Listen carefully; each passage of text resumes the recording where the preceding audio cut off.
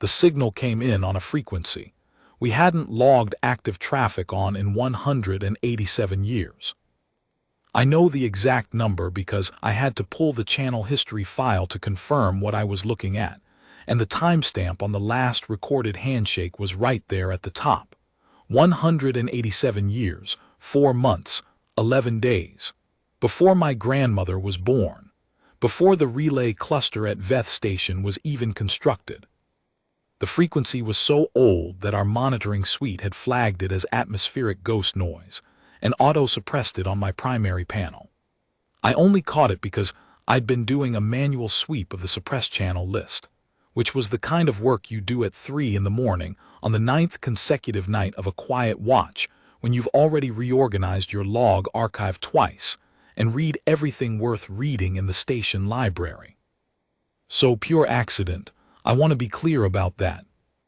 My name is Warrant Officer 2nd Class Dara Soon, and I run the night watch at Corellian Listening Post, which sits in a stable Lagrange position between the 3rd and 4th planets of a binary system that has never, in 4 generations of habitation, generated any traffic worth remarking on.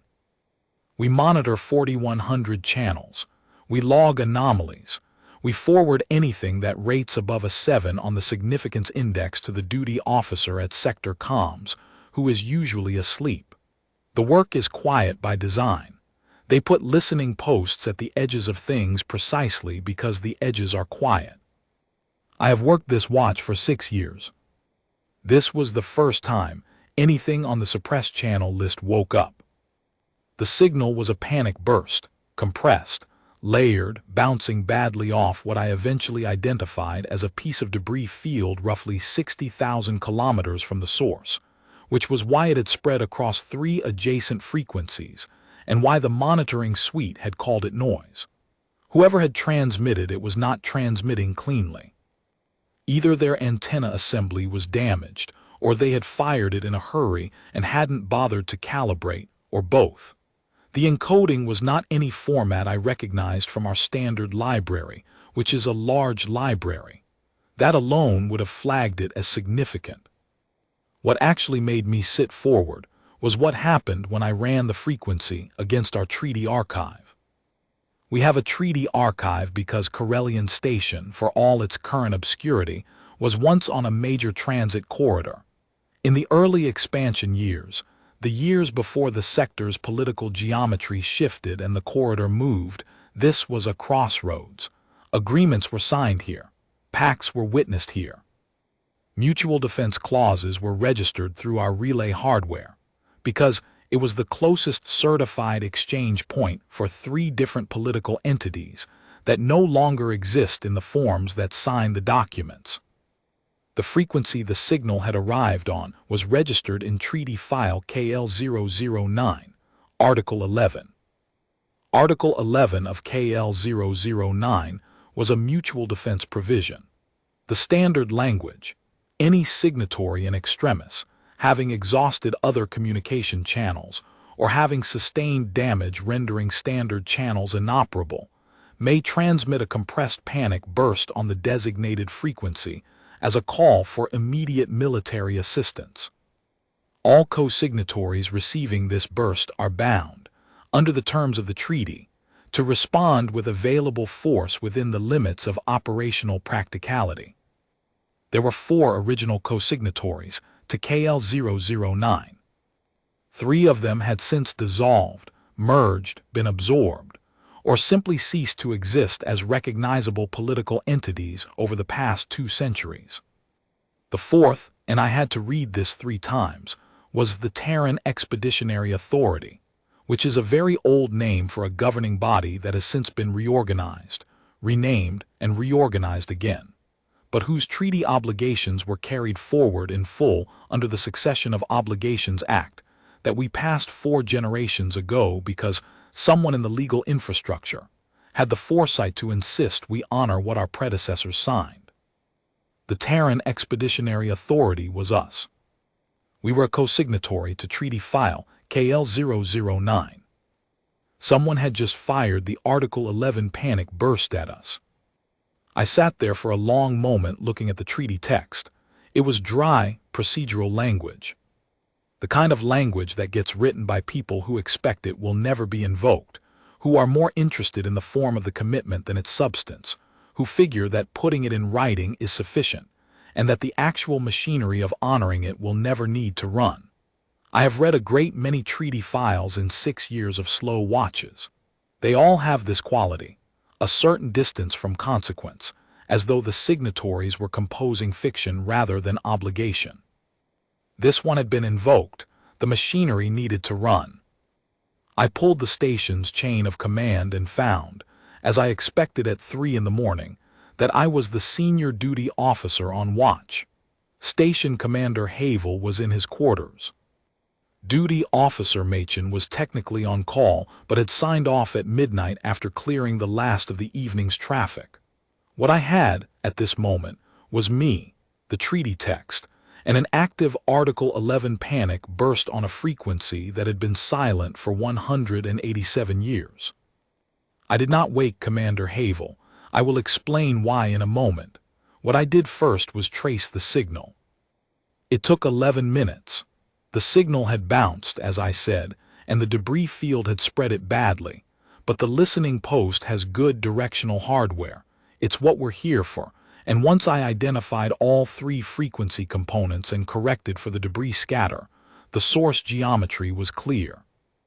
The signal had originated from a system 4.3 light-years away, which placed it well within the sector, in a system I knew from our charts as Orville-Kess. Inhabited, population in the low millions, concentrated on the second planet. Political designation, an autonomous governance zone under the nominal oversight of a larger confederacy called the Hessak Reach, which I had heard of but had no deep file on because the Reach was not, historically, our business. 4.3 light-years. With the assets I had immediately available, which was to say, with the assets I could actually authorize in the next hour without waking anyone, the travel time was not a question I could solve. I was a warrant officer on night watch at a listening post. I did not command ships. What I did have was the emergency dispatch authority that every senior duty officer at a listening post carries under standing orders. A narrow authority, carefully defined, covering 3 specific scenarios. Distress beacon from a human vessel, imminent hazard to station infrastructure. And I had to look this up, because I had never used it and had never expected to use it. Treaty obligation activation under registered file, Article Authority Grade 7 or higher. Article 11 of KL009 was listed in the Treaty Archive as Grade 9. I had the authority to dispatch.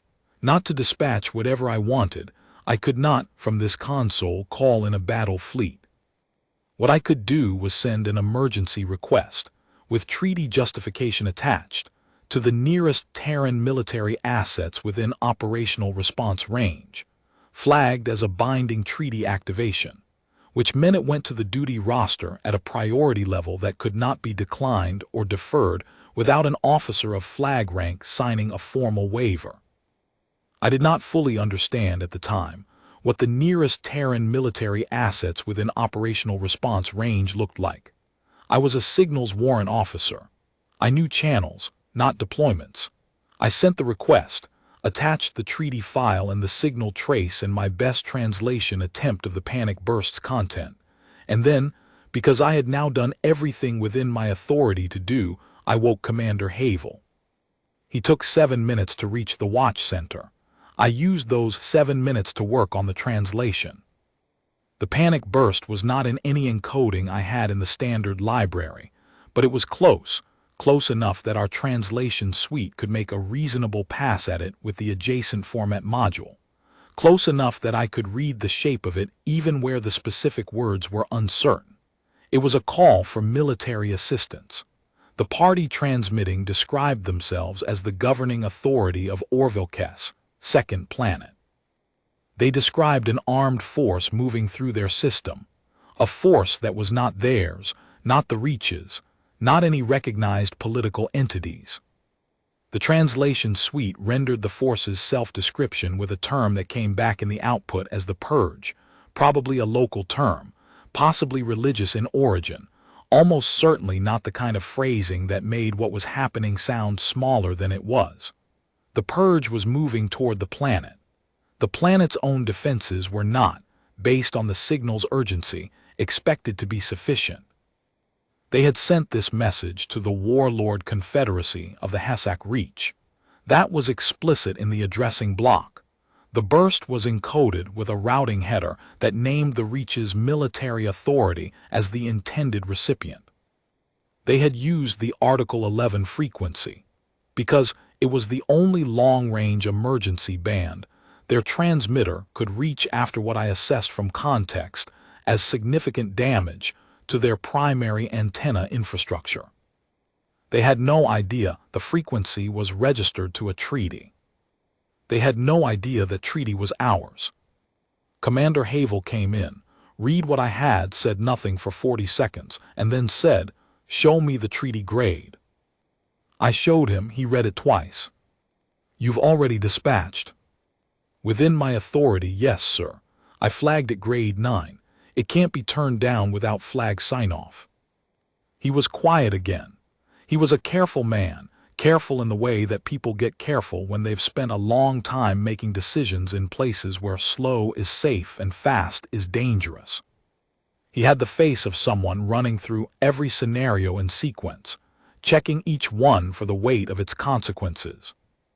"The signal, do we assess it as genuine?" "The frequency matched to the treaty file is exact. The debris scatter is consistent with a damaged transmitter.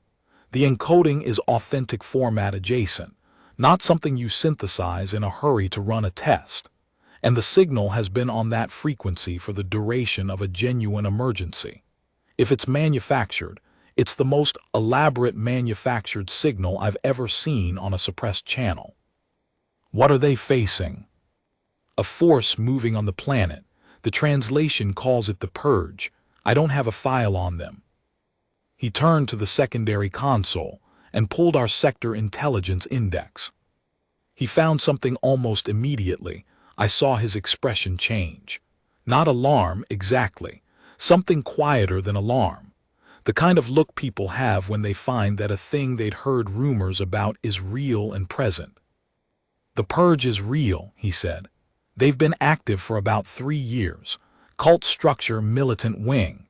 Their stated purpose is the elimination of what they call corrupted remnant populations, surviving communities from the collapse of the old border states. They've hit 4 systems. No survivors at 2 of them." I let that sit for a moment. "No survivors," I said. "None. They're not interested in prisoners." I thought about the tone of the panic burst, the urgency of it. The transmitter damaged, the signal spread across 3 frequencies, the routing header aimed at a military authority that had not yet answered. And I thought about the people on the other end of that silence, waiting for a response that was not going to come from the direction they'd aimed it. "We're bound," I said. "We're bound," he said. It was not a complicated moment. The treaty language was not ambiguous. The grade was not ambiguous. The situation on the ground, a force of record, 4 systems, no survivors at 2, was not ambiguous. There was nothing to interpret. There was only what we were going to do. Havel opened a command channel to the assets I had already flagged and began talking to people who had more authority than either of us. I went back to the translation suite and kept working. By 6 in the morning, station time, I had a cleaner read on the panic burst and a better picture of what was happening at Orville Kess. The purge had entered the system approximately 19 hours before the signal was sent. They had destroyed the outer monitoring station first, standard practice, based on the pattern from the other systems. Then the orbital defense platforms, one by one. The planetary government had been transmitting to the Reach for 17 of those 19 hours without response. The Article 11 burst was not their first call for help. It was their last one, sent when they'd run out of frequencies anyone was answering. By 9 in the morning, Commander Havel had a confirmed dispatch. 3 ships, which was every armed asset within a response window that the treaty parameters allowed. The lead ship was the Covenant-class fast tender Orsilia, primarily a field hospital and medical logistics platform, but rated for combat support and carrying a security element. The escort was two Sentinel-class corvettes, the Torrens Watch and the Pale Meridian, both of them genuine warships in the sense that they had weapons, and the people who operated them knew how to do so. The Torrens Watch carried, in addition to its standard loadout, a special operations team of 14 people who were not on the manifest in any way that made their function obvious. It was not a battle fleet, I want to be honest about that. It was what we could get to Orville-Kess within a time window that made any difference, and it was not nothing. A Covenant-class tender and two Sentinel corvettes constituted a real force, a force with teeth. But it was not the kind of response that a planetary government under assault by a dedicated purging cult would have drawn up in their ideal scenario. What it was what we had. I requested permission to ride with the convoy. Commander Havel looked at me for a long moment. "You're a signals warrant," he said. "I know what's in the treaty file," I said. "I know what the panic burst said. I know the frequency history. When we get there, and the governing authority wants to understand why 3 ships from a species they've never heard of just showed up in their orbit, someone needs to be there who can explain Article 11 in real time without reading from a card." He thought about it. He was not wrong to think about it. I was a signals warrant officer, not a diplomat, not a liaison officer, not anyone with any formal authority to speak on behalf of the Terran Expeditionary Authority's successor institutions in a first contact adjacent situation. But I was also the person who had found the signal, traced it, translated it, decoded the treaty obligation, and dispatched the assets. And there is a kind of ownership that comes with that sequence of actions, a kind of thread that you've been holding from the beginning, and that becomes unreasonable to simply hand to someone else mid-pull. He authorized the transit. I packed a kit in 40 minutes, transferred watch authority to the morning crew, briefed them on what was in the log and why, and boarded the Pale Meridian 4 hours later. The transit took 11 days. I spent most of it in the signals bay, which was small and efficient and smelled of recycled air and machine oil, working with the Meridian's comms specialist, a young rated spacer named Oren who had very good instincts and almost no patience for administrative procedure, on a better translation package for the Orville-Kess signal. We didn't have the language in our library. What we had was the panic burst, which gave us a data sample and a standard linguistic analysis suite, and 11 days. It was not enough to produce fluency. It was enough to produce function, enough to say what we needed to say in a recognizable form, enough to understand the responses we were likely to get. Oren was 23 years old and had been in signals work since he was 19, and had, in that time, developed the very specific quality that good signals people develop, which is the ability to hold a great many simultaneous streams of information in attention without appearing to be doing so. He would be watching 3 channels, running an analysis on a 4th, eating something from a sealed container with his free hand, and when you spoke to him, he would turn to you with complete attention, as though nothing else had been happening. I liked working with him. He did not ask unnecessary questions, and he did not offer unnecessary reassurance. When I said something was wrong with the translation pass, he looked at it and told me what was wrong with it. And when I said I thought we could do better, he agreed, and we did. We built the package in layers starting from the panic burst structure, identifying the grammatical load-bearing elements, working outward from those into vocabulary, then into register. By day 4, we had something functional for declarative statements and simple requests. By day 7, we had enough coverage for complex procedural communication, though the nuance in anything emotionally layered still came through imperfectly. By day 10, I was fairly confident I could read a direct communication without significant distortion on the factual content, and fairly confident that Anything I sent would be received in approximately the spirit I intended it. The language had a quality I noticed but could not entirely describe, a tendency toward indirection in certain registers, a preference for stating outcomes rather than intentions, as though the speaker assumed the listener would infer the intent from the result and did not need it stated explicitly. It was not evasion. It was something more like economy. You said what happened, and what happened implied what you had meant to do. Whether this was a cultural pattern or a feature of the specific emergency register of the panic burst, I could not be certain. I flagged it in my working notes. I also spent a significant amount of those 11 days reading everything in our archive on the Hessak Reach, and specifically on the Purge. The Purge had a formal name. Internally, the translation rendered it approximately as the cleansing order of the restored path, which told you something about the way they understood themselves. They had originated in the remnant populations of the old border states, which was ironic in a way that I don't think they had ever paused to consider. They were themselves the product of the same collapse they now devoted themselves to eliminating the survivors of. Cults have that quality sometimes. The doctrine requires an enemy, and if the enemy is actually you, the doctrine tends to look away from that. They were armed. They were organized.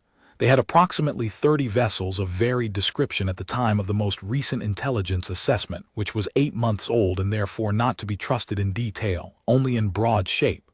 Their engagement pattern was systematic: communications disruption first, then orbital assets, then surface approaches. Methodical, patient.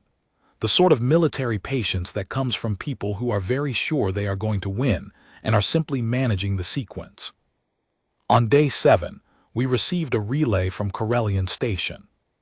A Reach military authority had finally responded to the Orville-Kess transmissions, 19 days late, which told you something about the Reach, and had dispatched its own force, which was estimated to arrive approximately 6 days after us. 6 days was a long time. Depending on what the situation looked like when we got there, 6 days might be everything or might be nothing. We came out of our final transit leg, 14 light minutes from Orville-Kess, and immediately began receiving signals. The picture was not good, but it was not the worst picture. The worst picture, based on what the Purge had done at 2 of the 4 previous systems, was a planet that had already been struck. Population centers hit from orbit. What happens after that is not something I'm going to describe in detail. The intelligence files had descriptions. I had read them. I will not repeat them here. What we found was a planet that had not yet been struck. The Purge fleet was still in the outer system. 19 vessels, which was smaller than their known total. Either they'd left some behind, or the intelligence was wrong about their numbers, or both. They had positioned themselves between the planet and the system's primary transit approach, a blocking posture, and they were moving inward slowly, not rushing, patient, the way you move when you believe you have already won and are simply completing the formality of arrival. The orbital defense network was damaged but not gone. 3 of the 6 platforms were still operational. There was a defense force on the surface, reading as intact, no major engagement damage, but the orbital gap was real and the Purge's posture was closing it. The Orsilia's senior officer, Commander Yes Carville, called a flag on our joint channel within the first few minutes of arrival. Assessment, she said. It was not a request. I was in the Meridian Signals Bay. Spacer Orin had already begun recording the Purge fleet's comm traffic. They were broadcasting, open channel in their own language, which I could now parse roughly. What they were broadcasting was a declaration. Not a threat exactly, more of an announcement. The restored path had come. The corruption would be removed. This was not violence, it was medicine. That kind of language. They haven't engaged the surface yet, I said. They're still in the approach. The planetary defense force is intact. The orbital platforms at positions 2, 4, and 5 are functional. I paused. They're talking, ma'am. Open broadcast, declaration of intent. How long until they're in surface strike range at current approach speed? Oren had already run the calculation. He turned his screen toward me. 31 hours, I said. And the reach reinforcements? 6 days, best estimate. A pause. I imagined her face, though I was not on the bridge. Then we have work to do, Commander Carville said.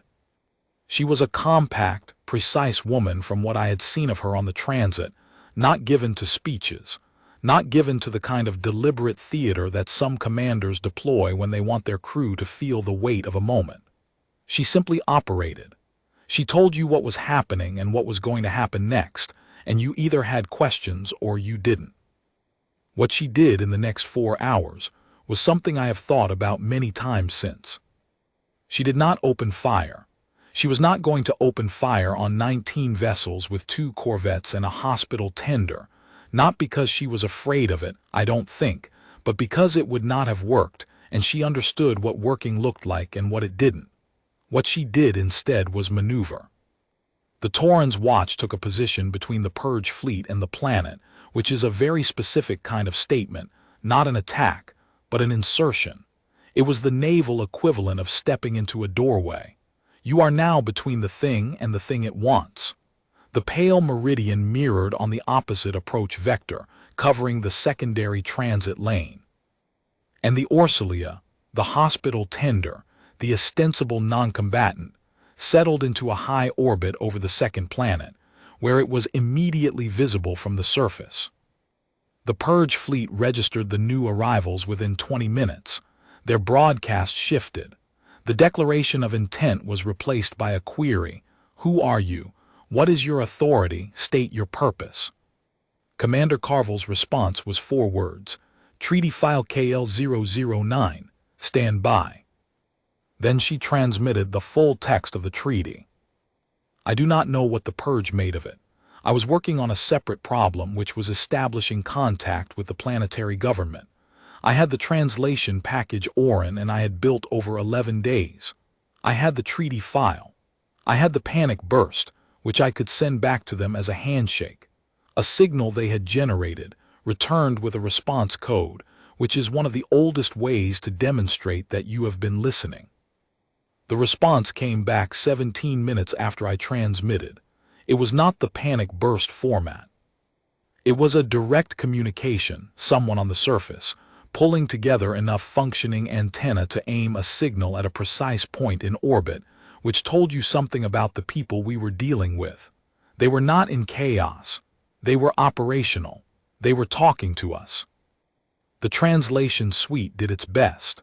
What came through at a rough read was something like, "We do not know who you are. We do not understand your presence. Our distress signal was addressed to the Hessak Reach Warlord Confederation. Please identify." I typed back, in the approximate language of the panic burst, as carefully as I could manage. "We are not the Warlord Confederation. We received your Article 11 signal on the treaty frequency. We are the Terran Expeditionary Authority's successor institutions. We are bound by KL009. We are here." Then I waited. It took 41 minutes for the next response to arrive.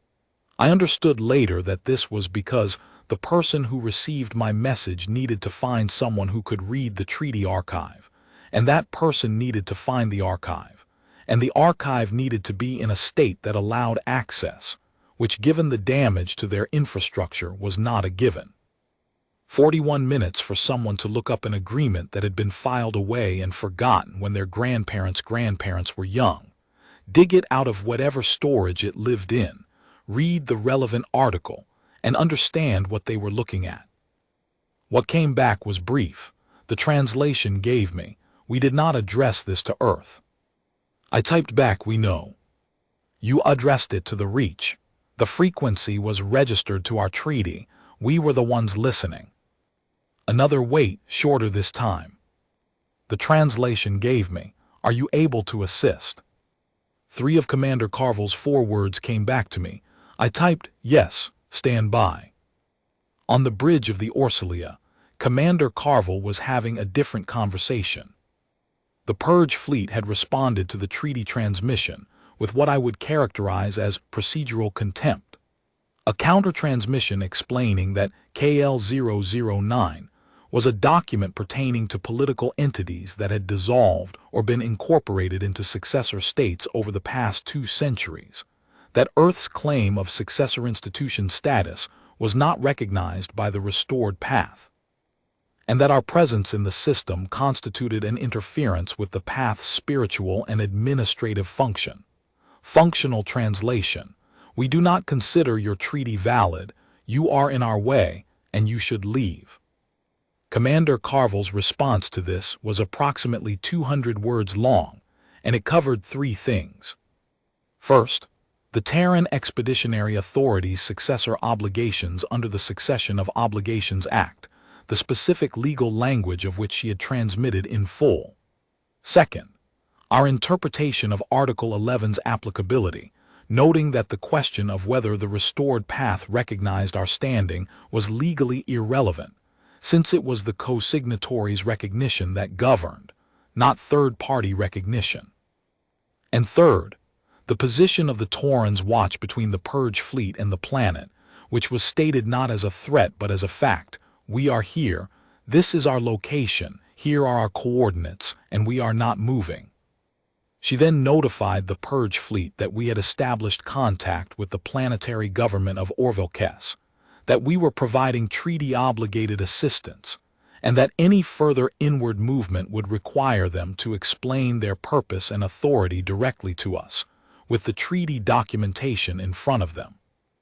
It was a very long way of saying, you are not getting to that planet without talking to us first. The Purge fleet stopped advancing.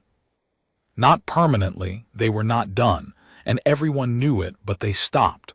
They pulled their fleet into a holding configuration, which was the military equivalent of going into a room to think. They had not anticipated this. You could see it in the response pattern, the delays between transmissions, the change in register from declarative confidence to something more careful, more exploratory. They were dealing with a variable they had not included in their plan. In the meantime, the Orsilia opened its bays. I should explain what the Orsilia was carrying, because this matters. The Covenant-class fast tender is not primarily a warship. It is a field hospital that can move quickly and defend itself adequately, which is a combination of properties that has made it useful in a dozen different contexts across the past century. The Orsilia carried 4 full surgical theaters. It carried a pharmaceutical complement rated for approximately 40 different known species biologies, plus a synthesis suite for producing variants. It carried a trauma team of 31 people. It carried supplies, food, water, filtration, shelter fabrication, rated for a sustained field operation. And it carried, in its communication suite, a full diplomatic relay package, because the people who designed the Covenant class had been thoughtful about the reality that a hospital ship arriving in a crisis was often the first point of contact between humans and whoever was in the crisis, and had equipped it accordingly. Commander Carvel put the diplomatic relay on an open frequency that the surface could receive, and began broadcasting a medical triage offer. The translation package Oren and I had built, she had borrowed a copy before I came aboard, was adequate for the basics. We have medical support, we can receive wounded, we can provide surgical assistance, we can supply. The orbital position of the Orsilia made the offer visible. It was not subtle. It was deliberate. The hospital ship high in orbit, broadcasting its offer, its bay doors open in the universal posture of a facility receiving patients, was a statement that was legible even across a significant language gap. We are here to help the people on that planet. That is what we are doing here. The surface response, when it came, was to request a landing clearance for a government shuttle. This was, I thought, a significant thing to ask. The planetary government, under assault by a fleet they didn't have the resources to turn back, having received a response to their distress call from a species they had never aimed it at, was sending someone up to talk to us. Not surrendering, not collapsing, sending a representative. It told you something about who they were. I was on the Orsilia's reception deck when the shuttle docked. The Orville's are, I am going to use the present tense because they are still there, still very much present, which is the whole point. A tall, bilaterally symmetrical species with a thorax structure that gives them a slightly forward-leaning posture when they stand. Two pairs of eyes, horizontally oriented, set wide on a long face that tapers toward the jaw. Coloration in the range of gray-blue to darker blue-gray, with some variation. They dress formally when the situation calls for it. Layered fabric, muted tones, insignia worn on the left side of the chest.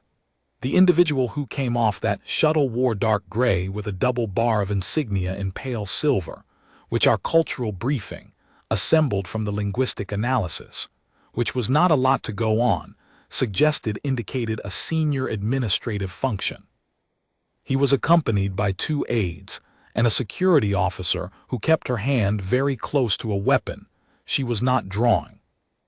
His name, as rendered through the translation suite, was something close to Governing Director Essa Vorath. He was the 3rd-ranking member of the planetary government. The 1st-ranking member was confirmed dead. The 2nd-ranking was managing the surface defense. He had been sent because he was senior enough to speak with authority and junior enough that the government could survive losing him if this went wrong. He stood at the end of the docking corridor and looked at us, at me, at Commander Carville, at the Orsilia's 1st officer, at the 3 members of the diplomatic relay team who had come to receive him, and his expression was the most careful thing I have ever seen on a face. Not fear, not relief. Something much more controlled than either. The expression of a person who has prepared themselves for a conversation they don't know how to prepare for, and is determined to handle it with whatever dignity the situation allows. Commander Carville stepped forward and said, in the translation package's approximation of his language, "Director Vorath, we are here because of Article 11. We are here to help." He was quiet for a long moment.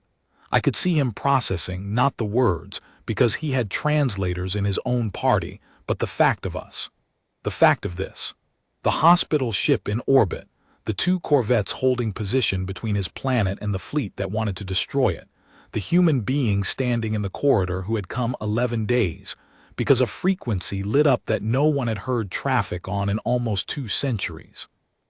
He said, and the translation suite gave me this in real time, with a small delay. We sent the signal to the Reach. You did, Commander Carville said. The Reach has not answered. No. You were on the frequency. We were. He was quiet again for what felt like a long time but was probably 15 seconds.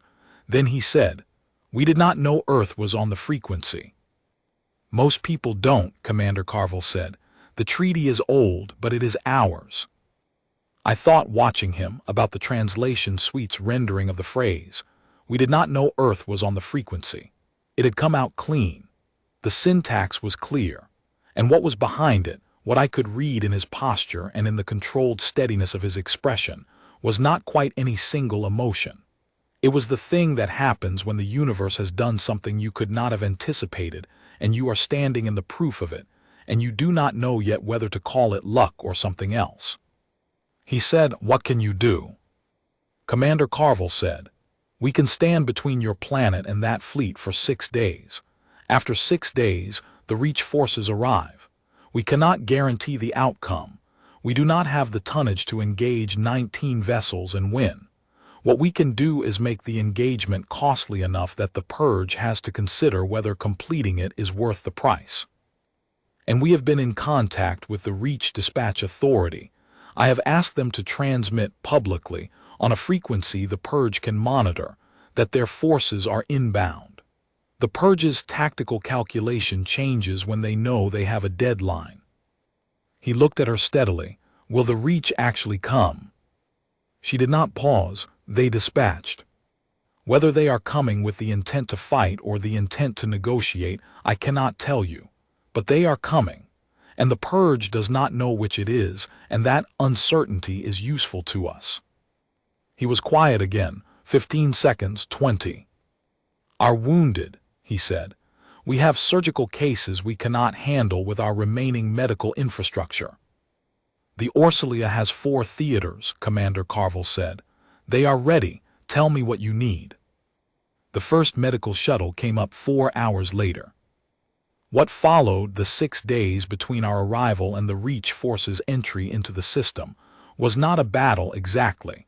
It was a confrontation, which is a different thing, and which requires a different kind of endurance. The Purge fleet remained in its holding configuration. They transmitted, on and off, on the treaty frequency, arguments about the treaty's validity, demands that we withdraw, a long doctrinal communication that explained their theological framework in terms that the translation suite rendered faithfully, and that I read once and then set aside. They were not going to argue us out of the corridor with theology. The Tauran's watch and the Pale Meridian held position. Twice, elements of the Purge fleet moved probing maneuvers, the kind of thing you do to test a defensive posture without committing to an engagement. Both times, the corvettes responded with tactical adjustments that closed the gap without firing. The watch's captain was a deliberate, implacable person. I spoke to him once briefly on the joint channel, and his quality was exactly what you would want. Calm, attentive, hard to rattle. The Orsilia worked. Its 4 surgical theaters processed 41 cases in the 6 days, most of them wounds from the initial assault on the orbital platforms, personnel who had been in vacuum suits or maintenance crawlways when the platforms were hit, and who had been stabilized on the surface but not fully treated because the planetary medical infrastructure had other priorities. The trauma team did not sleep in any ordinary sense. They rotated shifts in the theaters, ate in the corridors between cases, maintained a careful record of every case and every outcome, because that kind of documentation is how you account for yourself. The watch's captain, Commander Dale A. Trask, according to the crew manifest, communicated with the Orsilia on an encrypted channel every 6 hours. The communications were brief and procedural. Position updates, status on the Purge fleet's configuration, fuel and ammunition state. He did not elaborate. He did not speculate. He reported what was observable and what had changed, and at the end of each report he said, "No development requiring action," and closed the channel. It was reassuring in the way that competent silence is reassuring. He was a person doing a difficult thing well, and he did not need anyone to tell him so. The Orsilia's trauma team had a different quality. They were not silent, they communicated constantly, within the ship and to the surface and to each other, but their communication had the same underlying property as Trask's silence. It was entirely about the work. Case status, supply needs, equipment requests, follow-up schedules. The team lead was a woman named Specialist Chief Idar Bennick, who had what I recognized as long-practice calm. The kind that is not the absence of awareness but the management of it, the deliberate choice to be steady because the work requires steadiness, and the patients can tell the difference. I saw her 3 times in 6 days, each time in transit between the bay and a different part of the ship, each time carrying something or talking to someone. She did not appear to be sleeping. I suspect she was, but in the abbreviated and strategic fashion of people who have learned to sleep in the margins. I spent those 6 days in the signals bay, split between monitoring the Purge fleet's transmissions and maintaining our communication line with the surface. Oren and I built out the translation package as we went, each exchange teaching us more, each message a little cleaner than the one before. By day 4, I could read the surface transmissions without the suite's assistance for the simple factual content, though the more nuanced material still required help. Director Voreth communicated directly with me 6 times during those 6 days. Not with Commander Carville, though he communicated with her as well with me specifically, because I had been the first voice on the channel, and he had decided, for whatever reason, that I was the one he wanted to talk to about the things that were not operationally urgent. The first time he asked me how old the treaty was, I told him. He was quiet for a moment. Then, who signed it?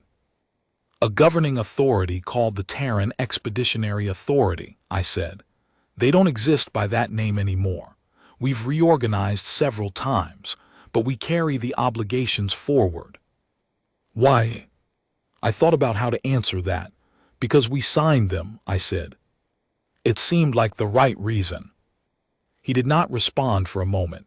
Then he said, "The Reach signed agreements with us also. They have not come." "The Reach is coming now," I said. "Yes," he said, "now." The second conversation was about the Purge. He wanted to know what we knew about them. I told him the 4 systems, the pattern, the doctrine. He was quiet through most of it. When I finished, he said, "We knew they were real. We did not know they had succeeded elsewhere." "I'm sorry," I said. "It was not a very adequate thing to say. I said it anyway." "The information is useful," he said.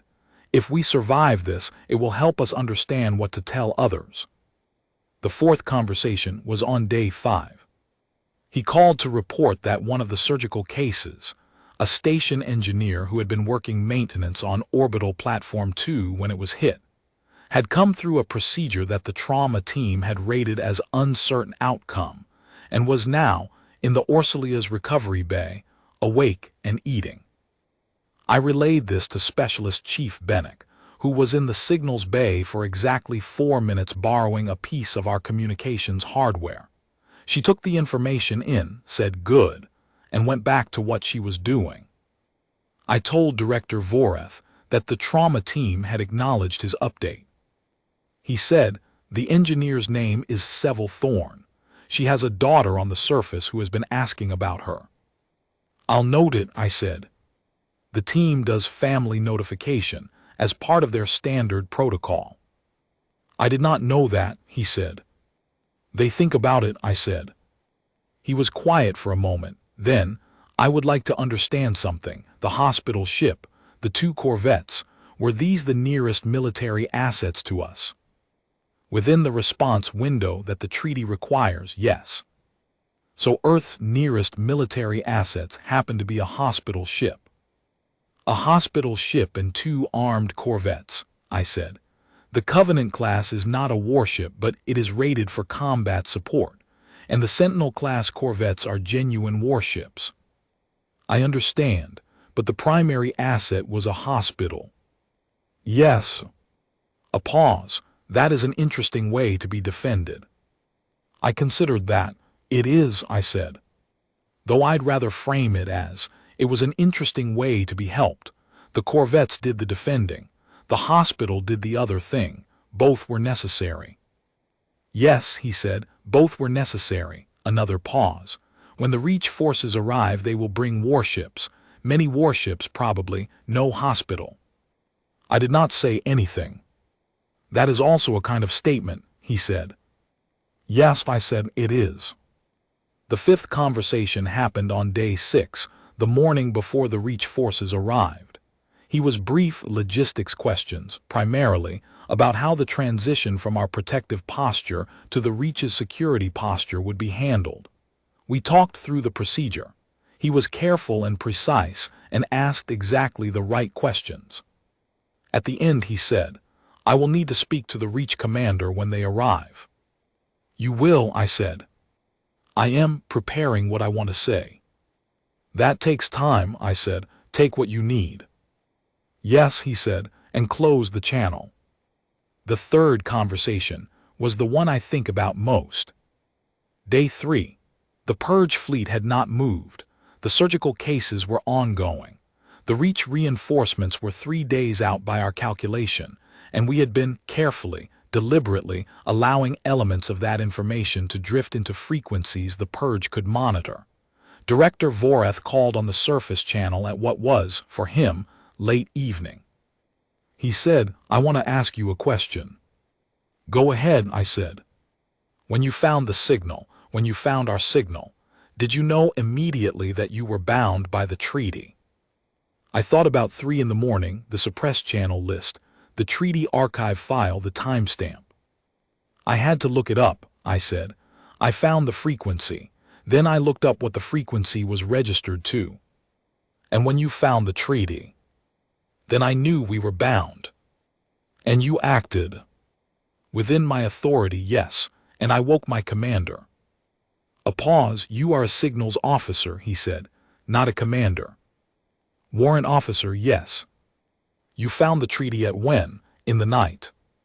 3 in the morning station time. And you dispatched assistance in the night. Within my authority, yes. He was quiet for a long time. Long enough that I checked the channel to make sure it was still open. I want you to understand something, he said finally. We had been transmitting to the Reach for 17 hours before the Article 11 burst. 17 hours. Their channels confirmed receipt. Their automated systems acknowledged our signal. No one answered. I did not say anything. We sent the Article 11 burst because we had no other frequency that could reach anyone, he said. We sent it knowing it was unlikely to reach anyone. We sent it because it was the last option we had. We did not know what it was registered to. We did not know Earth was listening. We sent it into the dark. I still did not say anything, because there was nothing to say. And you were listening, he said. We were listening, I said. Another pause, then quietly, thank you for that. I sat with that for a while after the channel closed. The Reach forces arrived on the morning of day 7, 6 days and approximately 9 hours after us, which was slower than their dispatch estimate but faster than their worst case. They came in with 12 ships, which was a reasonable force, not overwhelming, but enough to shift the arithmetic of the situation significantly. The Purge fleet, which had been in its holding configuration for 6 days, watching a clock run down toward a reckoning that was not going to improve for them, began moving. Not toward the planet, away from it. It was not a rout. They were organized. Their formation held. They covered each other's withdrawal the way trained forces do when they have made a decision and are executing it with professionalism. They were not fleeing. They were concluding. The arithmetic had not worked out in their favor and they were acknowledging that fact, which is, I suppose, the most you can ask of a force that has just spent 6 days watching the situation change around them without being able to do anything about it. The Taurans watch tracked their withdrawal. The pale meridian maintained the secondary corridor until they were out of effective range. The Reach forces swept the outer system and confirmed clear, and then the senior Reach commander opened a channel. His call was to Commander Carvel, not to the planet.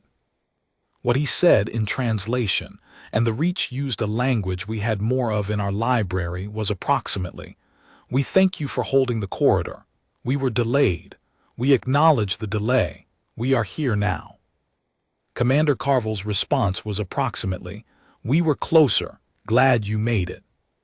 There was a pause, then, "You were here before us by 6 days." "Yes." "Under what authority?" She transmitted the treaty file again. KL009, Article 11, the Grade 9 activation, the whole document. There was a longer pause. I imagined the same sequence I had gone through, finding the archive, reading the relevant article, understanding what they were looking at.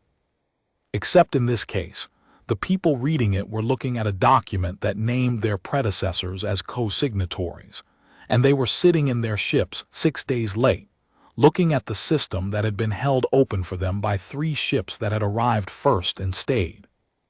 The Reach commander said, "We did not know Earth was a cosignatory to KL009. "Most people don't," Commander Carvel said. "The treaty is old." Another pause. "We should have known." "Probably," she said, "but you're here now."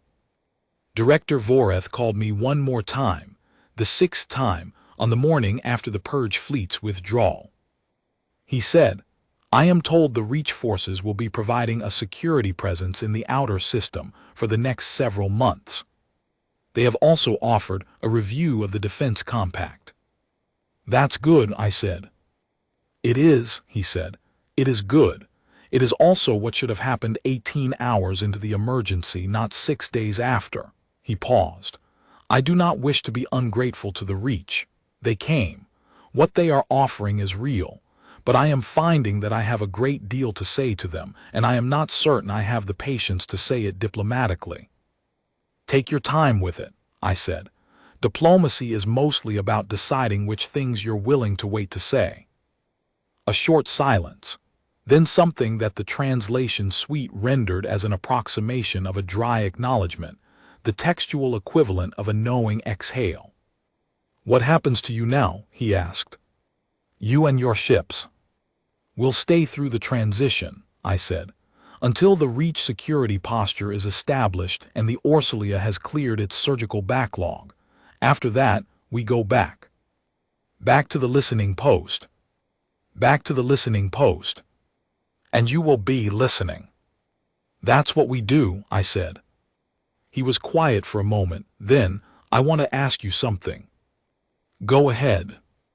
The frequency, Article 11, if it were necessary, if the situation required it. He did not finish the sentence. He was being precise, careful, a man who did not want to ask for things directly, and was working up to the question by way of implication. The frequency is active, I said.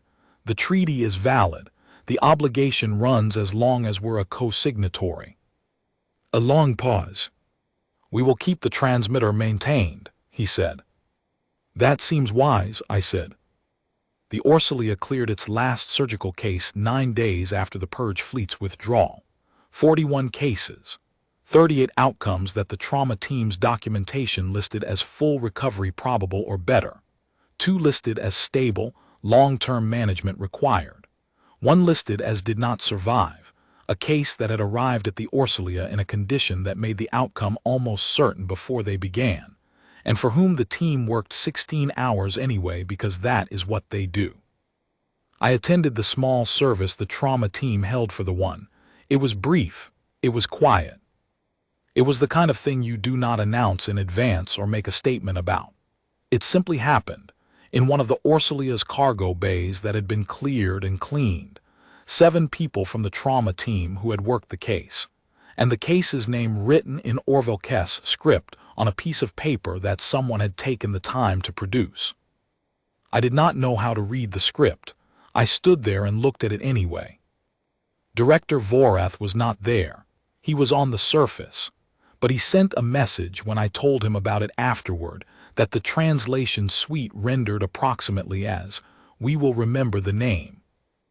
On the day before we departed, I transmitted a formal communication to Corellian Station on behalf of Commander Carvel and the convoy. Operational summary. Outcome assessment. Treaty activation status. KL-009 Article 11. Activated and resolved. File to be updated with current status and marked for review. Recommendation that the treaty be formally assessed for continued cosignatory status, and that the Article 11 frequency be restored from suppressed channel status to monitored status. I did not know at the time whether that recommendation would be acted on. Recommendations get filed. Files get reviewed or they don't. Bureaucracies have their own metabolism, slow and ungovernable. I added at the end of the operational summary a personal note, not an official notation, something separate, flagged as such. My name, my watch designation, and the following. The Article 11 frequency has been active for reasons we did not anticipate. I recommend it stay that way. Commander Havel acknowledged the summary 3 days after we transmitted it. His response was 2 lines. Good work, Sune. The frequency has been restored to active monitoring. I've read your note. That was it, that was all. We departed Warlords on the 11th day after the Purge withdrawal. The Reach security force was in place. The planetary defense platforms were under reconstruction. The Reach had sent engineering assets, which was something, and the 2 functional corvettes in the local defense force had been joined by a third that the Reach had transferred on a provisional basis. Director Vorath had, I gathered from the communications traffic I was monitoring, said the things he'd needed to say to the Reach Command Authority, and had said them with the diplomatic patience he'd mentioned not being certain he possessed. They had apparently been received. The last communication I received from the planet was a text message, not a voice call. Short. The translation suite gave it to me in a clean render. It said, "We did not aim the signal at Earth. We are glad Earth was listening."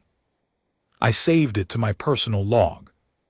Then I went to the Meridian Signals Bay, sat down in the chair I'd been sitting in for 11 days transit and 9 days on station, and I began writing my watch log for the last 20 days, beginning with 3 in the morning and a suppressed channel list, and a frequency that hadn't carried traffic in 187 years. I wrote it the way you write a log, factual, chronological, procedural, time-stamped, no editorial comment, no argument for the significance of what had happened. That's not what a log is for. A log is for the record, for the people who come after you, the people who will look at what you logged and make their own assessment of its weight.